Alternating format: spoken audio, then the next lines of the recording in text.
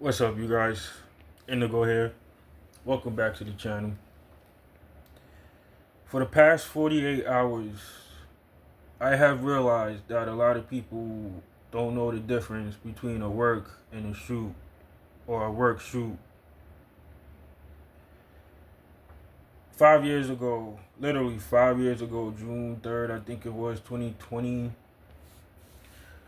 WWE, right? They released a lot of people.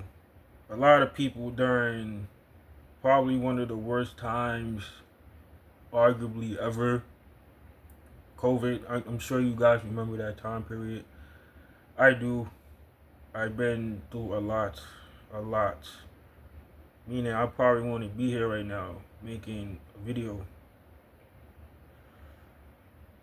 Drake Maverick was on that list. When Drake Maverick got released, he posted a video on Twitter breaking down in tears. I broke down because I felt it. He was basically upset and hurt that he lost his dream job. A lot of people, including myself, we voiced our opinions on Twitter, and we did what we did, and they brought him back. However, the way that they brought that guy back was distasteful and fucked up. By fucked up, I mean them taking advantage of somebody's pain and suffering,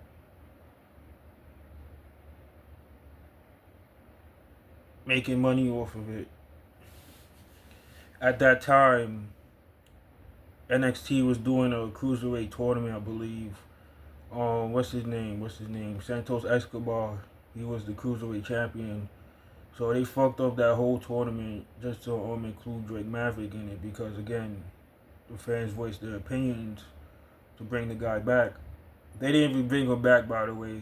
They brought him back out of pity. Yeah, he wasn't back for that long. You feel me? They did what they did. I don't think I heard from him, Drake Maverick, since. Could be wrong. Correct me if I'm wrong, but I'm not here for that.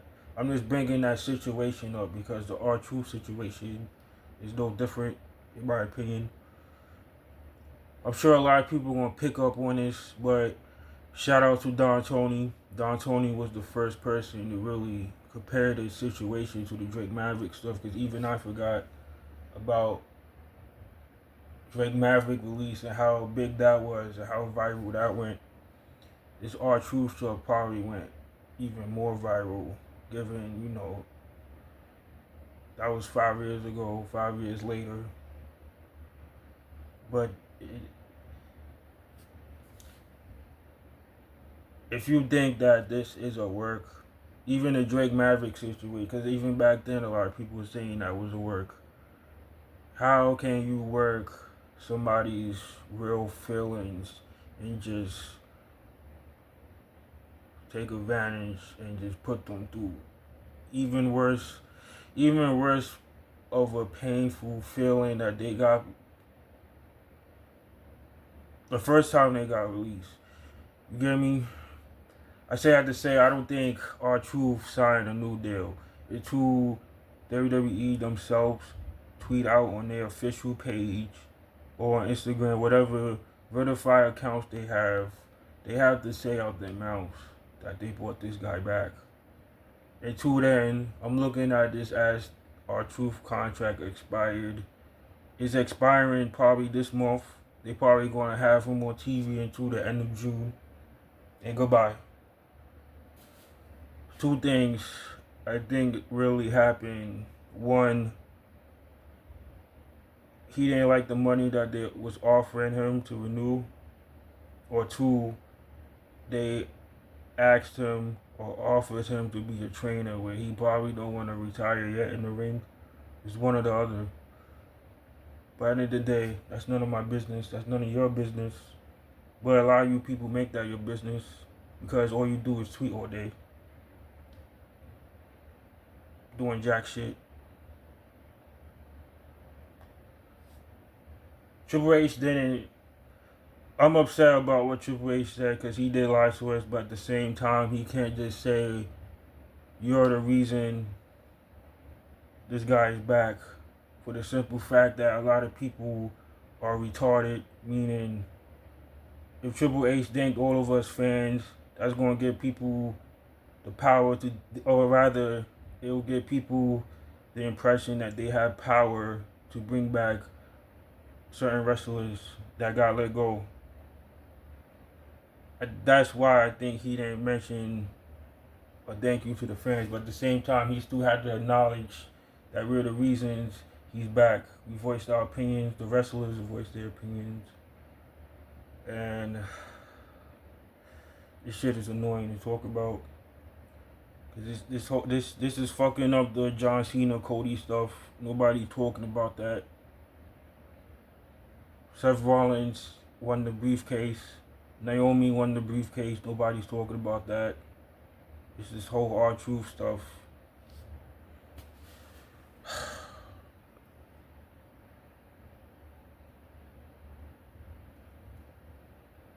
I have never seen anything like this since, again, the Drake Maverick stuff. Again, that overshadowed Money in the Bank, and that kind of overshadowed tonight. I thought Monday Night Raw was good, but at the same time, people are just focused on the Ron killing stuff. And again, I think I broke it down the best outside of JD, Jason, Solid Monster, and Don Tony. Add me on that list, because I killed that shit.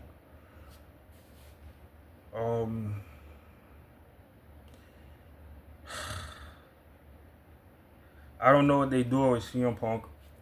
CM Punk should have been on the PLE in some sort of fashion. He is Mr. Money in the Bank outside of Edge. I don't know. We need that Cena Punk match as well. But again, this whole R-Truth stuff is overshadowing what's going on. Nobody's safe in that company, except for the Roman Reigns, Becky, those type of people with status, Bianca, Rhea. Those people are safe. Seth Rollins.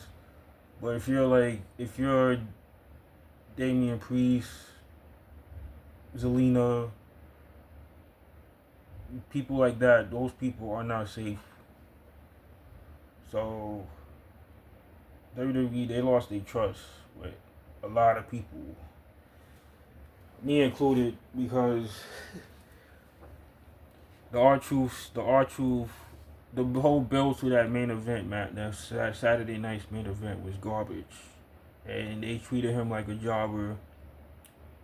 That following Friday, have him lose to Jeff Cobb. That would have been the last time we ever saw him. So again, I feel like they're gonna have him on TV, make appearances. I don't know about handshake appearances, but if his contract expired this month, they probably gonna have him on TV until that last date on his contract. If not, why not bring him back as R-Truth? He's Raw Killings now. His real name. That's his real name. Something is up behind the scenes. Peace, y'all.